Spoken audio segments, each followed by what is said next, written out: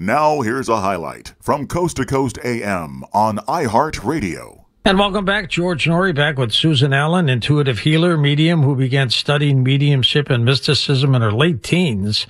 She can connect with all life and souls, including animals, at their soul level.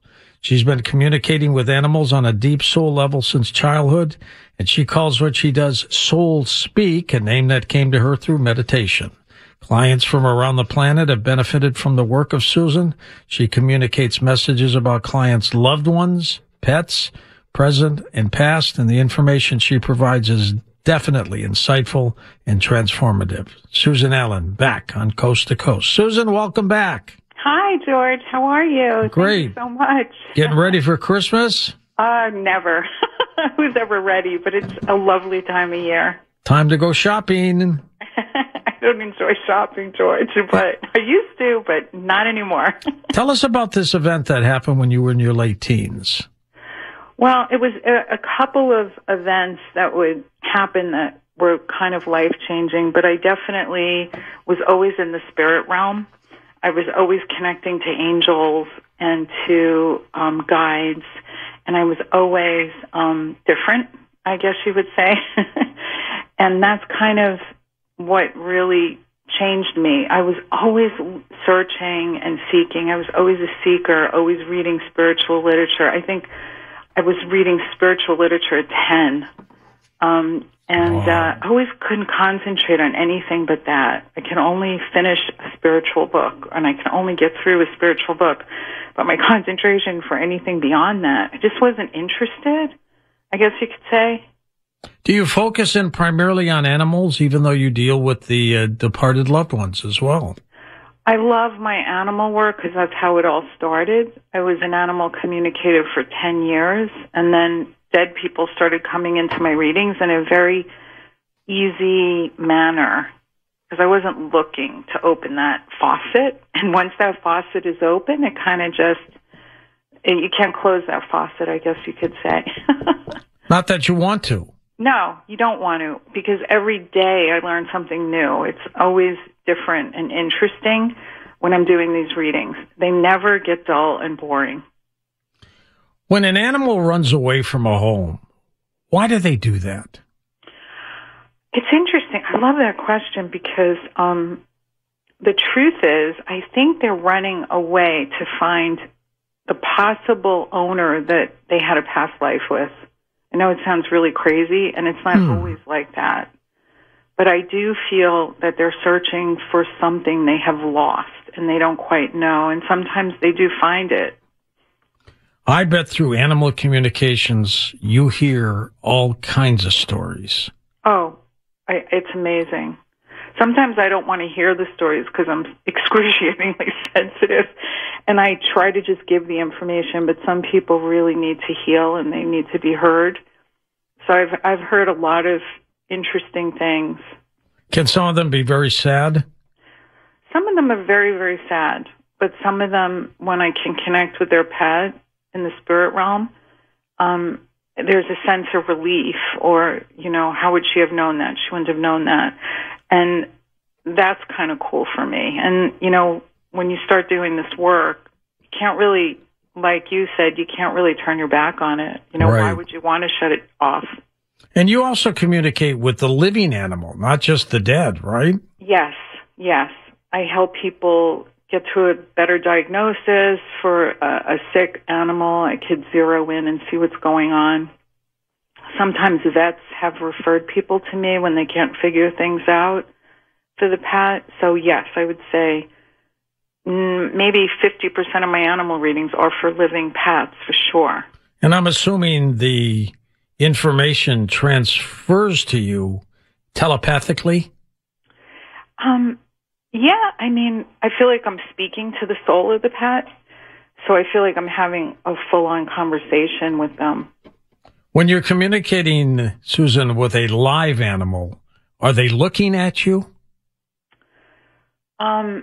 When I do a live animal reading, sometimes people will put them on the screen in Zoom, or sometimes the dog or cat will just run in and sit on the lap of the person. But I usually like to look at a photo with eyes looking at camera, just one. I just need one, and it doesn't have to be, taken yesterday. But I like to look in the eyes of the pet, and then I'm communicating with them. It takes me now like 5 minutes. Back in the day, it would probably take me a half an hour before I could feel like I had a connection. Give us an example of a communication with a live animal. Okay. Wildlife, or that was an interesting one because somebody had called me. I may have spoken about this, but I always got a kick out of it. This organic farmer, she said, the gophers are eating all my organic food that I'm growing to sell.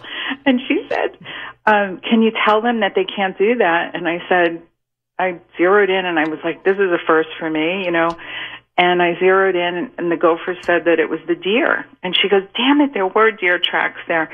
So that was kind of interesting and exciting because I had only done domestic pets. She was blaming the gophers and the deer were doing it. Exactly. That's funny. I know. I love that story. That's a fun one. Now, what about a story of an animal that had passed on that came back to you? And why would they come back to you?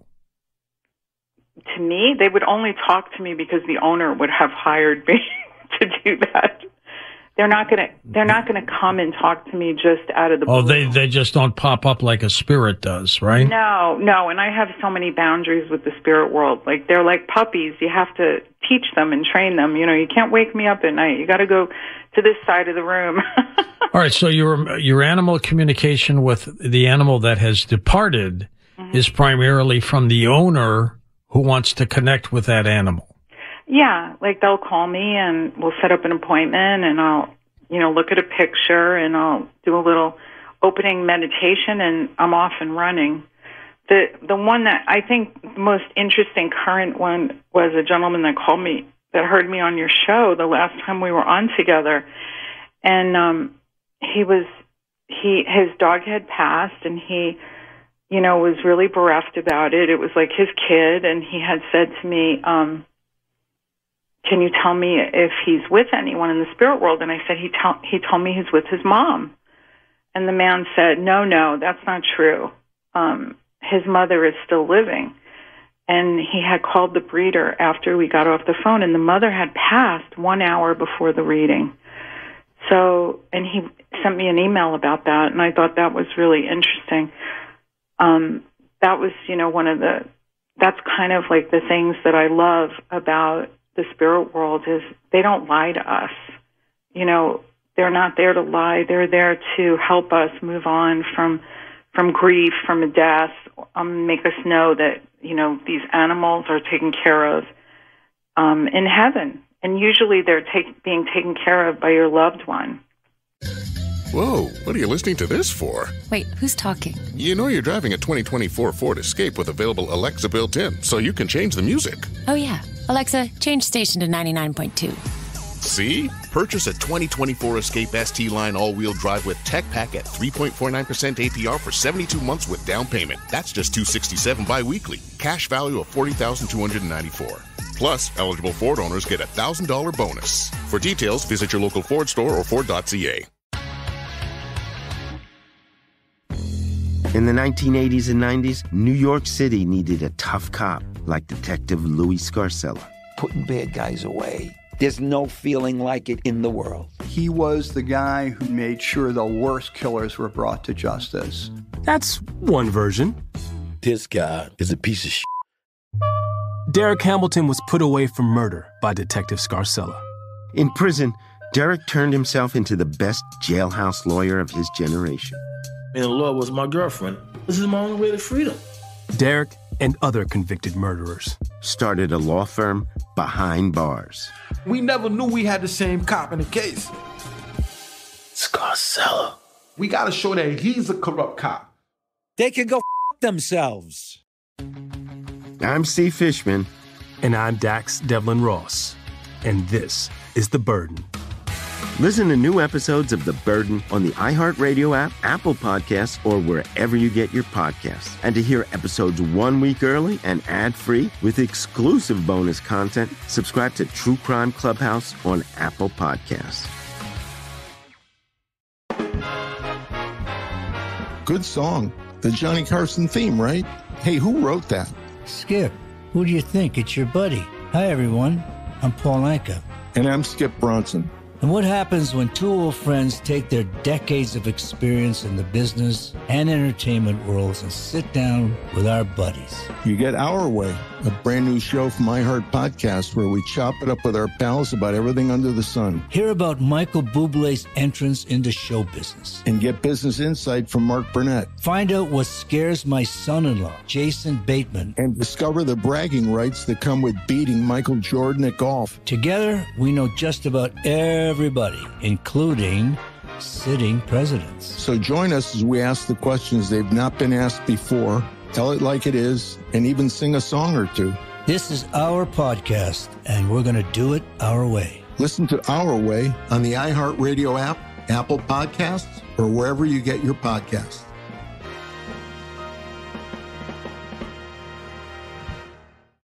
You talked about reincarnation of an animal. Does a human ever reincarnate as an animal, or do they? Yeah, they love do. That. Yeah, that's a great question because I learn as I go with this. I really do. And one of the beginning readings I had like 18 years ago was with a neighbor. I was talking to her dog, and he said, I was her dad in a previous life, and I said to her, this is odd, but he's telling me that he was your dad. And she said, oh, we totally believe that. I'm a Buddhist, and we believe that a person will incarnate at least once as a dog, and it's the existence of the soul. And I was like, wow, I always learn through this. I always learn something new. When you communicate with an animal that has passed away, how do you establish contact with them? How does it come to you? So let's say owner comes to you and say, I want to get a hold of my dog Fido. Then what happens? I start giving them indications of them being there. I'll say he's with this person. I wish I could do a reading for you right now, but we're going to get to that later. Well, you'll be doing many, believe me. Yeah. It's all so different. Like everybody gets, and it's for me, it's unique. It never gets boring. Like I said before, sometimes a parent will come through and I'll say, she's here and she says your dog is eating too many of X, Y, and Z, and the owner will maybe say, oh, I fed that to them when they were here. So it was like, it's just a validation, like as in any mediumship would be, this is an animal mediumship. We think of cats and dogs primarily for communication, but does a pet turtle, a hamster, a fish, yes, do they communicate with you too? Yes, absolutely. I remember my chiropractor called me and said, this frog is attacking the fish, and I thought it was odd they had a frog and a fish in the same... Yeah, you don't want to mix those up. No, you don't. And I thought that was odd, and I said, I don't remember what I said. I think I said, the frog is fighting with the fish and X, Y, and Z, and they immediately took they removed the fish from the frog. I thought that was really odd. I've talked to hamsters, rats, gophers, all kinds of animals communicate. Sea life communicates. Trees communicate. That's been the latest, is I've been talking to trees. You're a tree hugger. I'm a tree hugger. Totally. The thing with the trees is that they can take anything because they transmute it. So anything that you're feeling that is not great, or if you need to get rid of energy or dispel energy, a tree can take anything because it goes right back into the earth. That's interesting. Yeah, it's beautiful. How did that first start? Recently, I intentionally or accidental? No, it was accidental. Everything with the work that I do, I wasn't looking for this. This found me. That's what's so great about it. It's like spirit takes care of me, and I trust the spirit world because I wasn't looking for this. I was just minding my own business in California. I was a real estate agent, and then this started to really take hold in a very, very unique way. But I was out, my husband and I had to have the trees on our property trimmed, and I heard the tree in the backyard. I really did hear him. Was it screaming? It was frightened. And because they were trimming it? Yeah, and I just said, you're going to be fine. This is going to be really good for you. And I just relaxed. I totally relaxed. It's like cutting off its arms or something. Yes, exactly. And then one time I found I got out of my car and I felt energy under my foot, and thank God I looked down and it was a tiny, tiny baby hummingbird that had fallen out of its nest, and his big eyes looked up at me, and I scooped him up, brought him in my house, put him in a box, fed him through the night. My husband said he's not going to make it. I said I'm not going to give up on him. The next morning I'm driving him to the wildlife shelter, and I'm feeling so much anxiety. I'm like, where is this coming from? And I realized it was coming from him. And I said, buddy, you're going to be fine. You're going to a spa. You're going to meet all kinds of baby hummers. And with that, just that communication alone dissipated his fear, and my fear just left. What is easier for you to communicate with, an animal or a human? Or a tree? Well, trees are recent, but my sensitivity is getting heightened as the days go on. And I prefer animals, but most of my business is talking to dead people, believe it or not. Because most people want to talk to their dead loved ones than they do their pets, I guess. But 99% of my business started out with only animals. So that's always my go-to, my soft spot, my love, because that's really what started it all. What's going to happen when you start talking to carrots and they tell you what it's like to be ripped out of the ground and eaten? Oh, God, George, come on. I hope it doesn't go to that extreme. Well, but it's true. I know. I mean, some people will say everything has a life, and I do believe that everything has an energy. But that doesn't mean that energy isn't for sustenance, for life itself, for us. So, but yes, I agree. Do you communicate with insects? I haven't gone that far. Like, if there's a spider in my house, I go, please find your way out. Quickly. I don't want to kill a spider. I just ask them, you might not want to be in here any longer. I'm going to turn the shower on. You might drown. So you might want to find your way out. I'm going to leave the room. Is there anything about what you do that scares you? No. What used to scare me was before I did this work. I would have tons and tons of anxiety, and I didn't know why I was having anxiety galore. And then how, by accident, I had to start meditating. And that's when it was all very, very clear. So now it's like exciting. It's not anxiety provoking anymore. If I have an anxious moment before a reading, it's usually I'm picking up on the person or something that's going on in their life. It's usually not my own anxiety. It's usually I'm picking up on everybody else's anxiety now. Do animals generally tell you about future events or anything like that? Can they do that? Well, I have predicted many, many things that have happened, and but I don't know if it's an animal or my spirit guides or the dead people in the spirit world telling me. I feel that it's usually a loved one of the person that I can predict things about their future. I have heard in my own ear things about my own life, about things for me to know, and I trust that. And that's my own intuition, because I meditate and I spend a lot of time alone, so I trust my own intuition for myself. But I have predicted things for people, weddings, marriages, husbands, what they look like, their last name. A lot of mediums do that. But I love the animal work. I love it. We're talking with Susan Allen. Her website is susanallenmedium.com, linked up at coasttocoastam.com. Is it difficult to differentiate the difference between a human communicating with you, soul, as opposed to an animal? Great question. I got that question once by another medium. She said, are you sure you're not talking to the dead person holding the animal in the spirit world? And I said, no, because, the first 10 years of my business, I was just talking to the soul of the pet. So I do know when an animal comes in that they're usually there to talk to me. And people will say, I just want to talk to my pet. And that's fine. I do just talk to their pet. And I always say, do you want to hear from any dead people if they come in? Because sometimes they will come in. And most of my clients will say, yes, I do. Because they don't really come in unless there's a message. Sometimes they just come in and say, hey, I'm just here to say hi. They're doing great work. I'm noticing their light. Keep going. But most of the time it's usually for a particular reason when somebody will come in for somebody else.